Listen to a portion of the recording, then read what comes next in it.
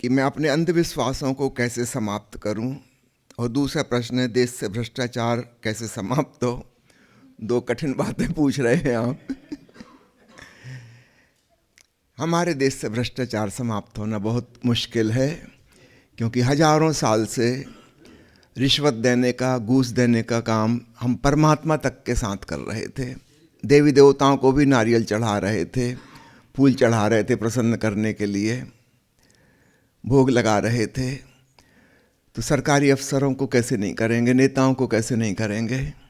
ईश्वर तक को हम घूस देने की सोचते हैं। अधिकांश लोगों को आप देखिए मंदिर में, गुरुद्वारे में जाके वे क्या कर रहे हैं, कुछ चढ़ा रहे हैं और उसके बदले में प्रार्थना कर रहे हैं कि हे प्रभु ऐसा कर दे, हे प्रभु वैसा कर दे। तो रिश्वतखोरी का काम हमारे यहाँ हजारों साल की परंपरा है, हमारे खून में बसा हुआ है। इसलिए कृपया इस प्रॉब्लम को सॉल्व करने की फिलहाल ना सोचें। हाँ, दूसरी समस्या जरूर, क्योंकि वो व्यक्तिगत आपकी है। आपने पूछा अंधविश्वास कैसे दूर हो। आंखें खोलें, अंधापन छोड़ें। आंख खोलने का मतलब सब चीज़ों को संदेह की दृष्टि से देखें, समझने का प्रयास करें। अंधविश्वास अपने आप छूट जाएंगे। आंख खोल के निरीक्षण करें स्वयं के जीवन का, आसपास जो हो रहा है उसका, और आप चौंकेंगे, हैरान होंगे।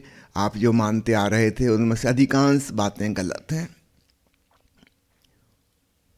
एक बार पता लग जाए कि यह बात झूठी है, गलत है, अपने आप छूट जाती है। भ्रष्टाचार की बात व्यक्तिगत नहीं है, वह सामूहिक है। तो उसमें आप निजी रूप से कुछ कर नहीं सकते, और उसकी मैंने हिस्ट्री आपको बताई। वो एक परंपरा बन जाती है, फिर हमें शर्म भी नहीं आती, न घूस देने में न घूस लेने में। हम तो भगवान तक को घूस चढ़ाते हैं और अपनी निवेदन करते हैं कि प्रभु ऐसा कर दे। अगला सवाल है कि एक प्रवचन सुनते हुए अनहदनाथ का जिक्र आया और उसी दिन से मुझे अनहद की गूंज सुनाई देने लगी। कृपया आगे का मार्गदर्शन करें। मार्गदर्शन तो ऑलरेडी हो गया। अस्तित्व ने आप पर कृपा की है, प्रभु की अनुकंपा, सद्गुरु ओशो की अनुकंपा। अब उस नाथ को सुने। हाँ, सुनने में प्रेम भाव जोड़ना है, यह स्मरण रखें। हम केवल उपेक्षापूर्ण होकर सुने, इंडिफरेंट होकर, तो बात नहीं बनेगी। भाव सहित। यह ध्वनि कोई साधारण ध्वनि नहीं है, यह ब्रह्मांड का ब्रह्मनाद है। उस भाव से सुने। धीरे धीरे आप उसमें लीन होने लगेंगे, डूबने लगेंगे, और एक दिन पाएंगे आप बचे ही नहीं, बस ब्रह्म ही रह गया। एक मित्र ने पूछा है कि मेरी बिटिया कुछ दिनों से ध्यान करती है, लेकिन ध्यान के बाद उसे डर लगता है। यह भय क्यों लगता है? हमने एक आइडेंटिफिकेशन, अपनी पहचान बना रखी है, जिसको हम अपना अहंकार कहते हैं। जब हम भीतर चेतना में रमने लगते हैं, यह पहचान दूर छूटने लगती है। तन और मन से जो आइडेंटिफिकेशन था, वो जो हमारे पासपोर्ट और आधार कार्ड में लिखा है कि आप कौन हैं, हम भी समझते हैं कि हम यही हैं बस। जब हम इससे थोड़ा दूर खिसकते हैं, तो वहाँ ना तो कोई रूप है, ना आकृति है, ना कोई नाम है, ना कोई शब्द है, ना विचार, ना ज्ञान, ना पढ़ाई लिखाई, ना डिग्री, ना प्रोफेशन। कोई ज्ञान नहीं, कोई जानकारी नहीं, सबसे दूर निकल गए। अपरिचित से, अज्ञात से हमें भय लगता है। We are entering into unknown territory.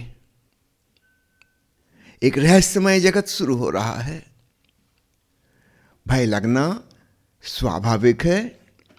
भय लगना एक अच्छा लक्षण भी है, क्योंकि इससे पता चलता है कि साधक काफ़ी गहराई में पहुंच रहा है।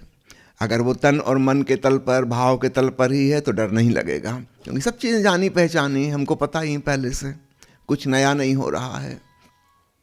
इस बात का ख्याल रखें। अच्छा लक्षण है, लेकिन इसका ये मतलब नहीं है कि भय की वजह से हमें अटक जाना है। हमें साहस करना है और आगे का कदम उठाना है। जो ज्ञात है उसे जान तो लिया, अब उसको जाने भी दो। अज्ञात में कूदने का साहस करो। अगला सवाल है, पिछले कई सालों से ध्यान करते हुए आनंद और शांति बढ़ती चली जा रही है, साक्षी भाव गहरा हो रहा है, किंतु मेरी कोशिश यह रहती है कि मेरे कारण किसी को दुख ना हो। ऐसा नहीं हो पाता। आप दूसरों की जिम्मेवारी नहीं ले सकती। किसी ने कसम ही खा ली कि मुझे दुखी रहना है, तो आप क्या करेंगी? बुद्ध के पिता भी बुद्ध से दुखी थे, बुद्ध की पत्नी भी बुद्ध से दुखी थी। अब क्या करोगे? बुद्ध जानबूझ के उनको कष्ट नहीं दे रहे, किंतु व्यक्ति अपनी नासमझी की वजह से दुखी हो रहा है। गुरु नानक देव जी के पूरे परिवार में कोई भी उनके साथ सहमत ना था, सिवाय उनकी बहन के। माता पिता विरोध में, पत्नी विरोध में, बच्चे भी विरोध में। इतना आनंदित व्यक्ति, और आश्चर्य की बात, निकट के लोग उससे दुखी हैं। निश्चित रूप से नानक ने दुखी नहीं किया, लेकिन वो अपनी अपेक्षाओं के कारण दुखी हैं। उन्होंने मन में कुछ इमेज बना रखी है कि नानक को कैसा होना चाहिए। अब नानक एक स्वतंत्र मुक्त व्यक्ति, वो अपने ढंग के आदमी हैं। वो किसी की अपेक्षाएं पूरी करने नहीं आए, कोई भी नहीं आया। तो व्यक्ति अपने एक्सपेक्टेशन की वजह से दुखी होते हैं। आप इस बात को स्वयं से ना जोड़ें। हाँ, आपका यह ख्याल कि मेरे कारण कोई दुखी ना हो, यह बिल्कुल सम्यक सोच है आपकी। इतना ख्याल जरूर रखें। लेकिन इसके बावजूद भी लोग दुखी होंगे, जिसमें आप कुछ नहीं कर सकती। वो उनकी मर्जी है। जब उनको समझ आएगी वे सुखी हो जाएंगे। अगला सवाल है कि प्रेम की बातें तो बहुत होती हैं सारी दुनिया में, किंतु मनुष्यता तो युद्धों से पीड़ित है। ऐसा विरोधाभास क्यों? ऐसा विरोधाभास इसलिए कि प्रकृति ने जो हमको प्राकृतिक भावनाएं दी हैं, उसमें दोनों प्रकार हैं। क्रोध भी है, घृणा है, नफरत है। प्रेम भी है, करुणा भी है, दया भी है, भाईचारा भी है। प्रकृति ने हमको दोनों चीज़ें दी हैं। किंतु परिवार ने, समाज ने, हमारी शिक्षा प्रणाली ने हमको सिखाया है कि प्रेम पूर्ण बनो, कि भाईचारा सीखो, कि दयालु बनो, करुणावान बनो। ये चीज़ें हमें सिखाई गई हैं, और सिखाई गई चीज़ झूठ हो जाती है। क्रोध और घृणा और हिंसा किसी ने नहीं सिखाई, इसलिए वो बिल्कुल ऑथेंटिक है, प्रामाणिक। तो ऊपर ऊपर से हम प्रेम की बातें करते हैं, प्रेम की कहानियां लिखते हैं, प्रेम के गीत लिखे जाते हैं, कविगण बड़ी बड़ी कविताएं लिखते हैं, फिल्में बनती हैं, उपन्यास लिखे जाते हैं, उपदेश होते हैं। और मुसीबत यह है कि इन्हीं की वजह से सब लोगों के भीतर वो जो सद्भावनाएं थी वो सब झूठी हो गई। एक्टिंग, वो अभिनय है ऊपर ऊपर का, औपचारिकता, एटिकेट्स और मैनर्स, कि आप कितने ही इलू इलू करते रहो, मतलब उसमें कुछ नहीं है। खोखले शब्द, उधार, दूसरों से सीखे हुए, उसमें सच्चाई नहीं है, जान नहीं है। और क्रोध चूंकि किसी ने सिखाया नहीं, वो जैसा प्रकृति ने दिया था वैसा है, रॉ, ऑथेंटिक, प्रामाणिक। वो जब प्रकट होगा बहुत शक्ति से प्रकट होगा, शत्रुता अपने भयानक रूप में प्रकट होगी। उसकी जड़ें जमीन में गड़ी हुई हैं, वहां से रस आ रहा है। और जब आप मित्रता कर रहे हैं, वो बिल्कुल ऊपर ऊपर सुपरफिशियल है, आपके हृदय में उसकी जड़ें नहीं हैं। सिखाई गई चीज झूठा अभिनय हो जाती है।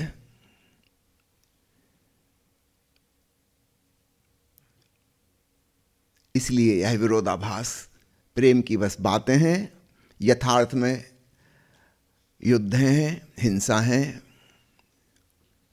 रक्तपात है। अगला सवाल है,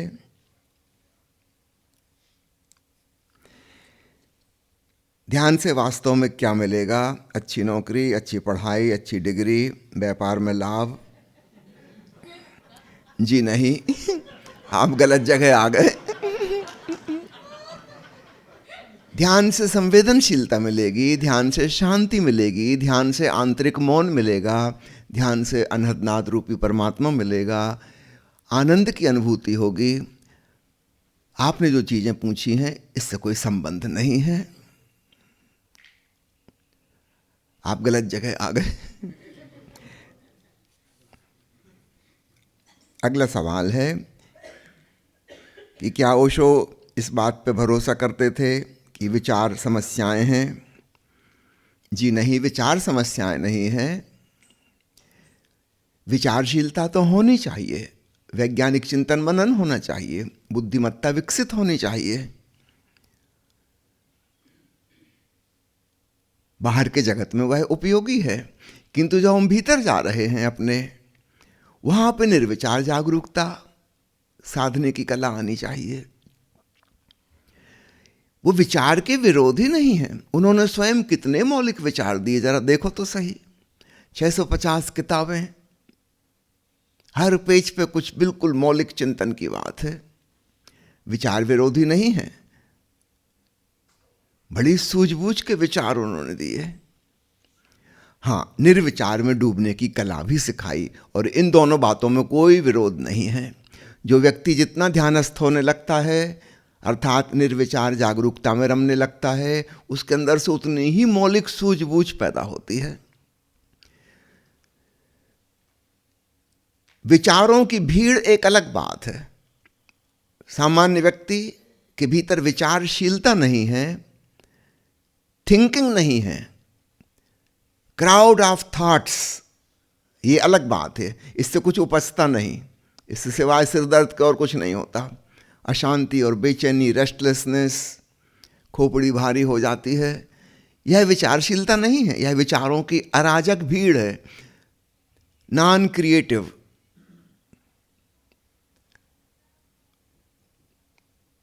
तो इस बात को खूब अच्छे से पकड़िएगा। ओशो विचारशीलता के विरोध में नहीं है, हाँ, इस विचारों की भीड़ के परे उठने के पक्ष में है। तो तीन चीज़ों को समझें। एक है अविचार की अवस्था, जैसे पशु पंक्षी हैं, पेड़ पौधे हैं, उनके पास विचार ही नहीं है। मनुष्यों में भी अधिकांश लोग करीब करीब ऐसा ही जीवन जी रहे हैं। विचारों की भीड़ है, चिंतन मनन की शक्ति नहीं है। दूसरा तल है विचार का, और तीसरा तल है विचार से परे निर्विचार जागरूकता का। तो हमें ऊपर की ओर बढ़ना है, इसमें नीचे वाले का विरोध नहीं है। वह सीढ़ी है, उसी सीढ़ी के तो हम पार जाएंगे, एक एक पायदान। तो ठीक से विचारशील बनो, विश्वास नहीं विवेक को जगाओ, सोचो, दूसरों की बात मान ना लो, स्वयं जानने का प्रयास करो। इससे बुद्धि पैदा होती है। अंततः यही बुद्धि एक दिन बुद्धि के पार भी हमें उठाएगी, ध्यान में डुबाएगी।